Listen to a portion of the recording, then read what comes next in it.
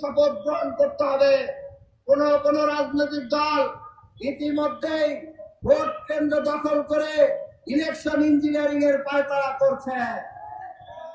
2014 সালে, 2009 সালে, 2018 সালে, 2024 সালে যেভাবে ইলেকশন ইঞ্জিনিয়ারিং হয়েছিল, যেভাবে ডিজিটাল কারচুপির নির্বাচন হয়েছিল, ঠিক একই কায়দায় যদি আবারও বাংলাদেশে নির্বাচন হয় তাহলে বাংলাদেশে আরেকটা হাসিনা প্রতিষ্ঠিত হবে।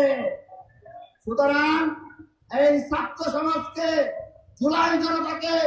জুলাইয়ের বিপ্লবী ছাত্র জনতাকে আজকে শপথ গ্রহণ করতে হবে।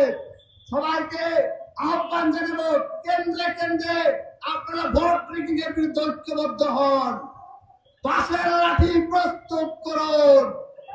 যদি কোন রাজনৈতিক দল ভোট কেন্দ্রে কেন্দ্রে রিগিং করার স্বপ্ন নিয়ে আসে তাহলে তাদের মধ্যে আহ্বান জানাবো, আপনারা আপনাদের বউ স্বামী স্ত্রীর কাছ থেকে মাফ চেয়ে দোয়া নিয়ে আসবেন।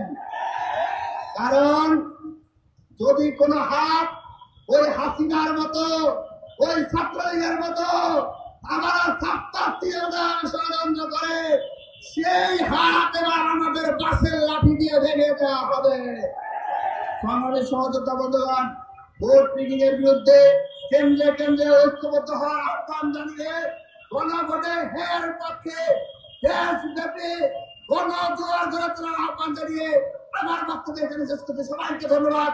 ইনকিলাব জিন্দাবাদ, বাংলাদেশ চিরজীবী হোক, শহীদ শরীফ ওসমান হাদি জিন্দাবাদ। সবাইকে ধন্যবাদ।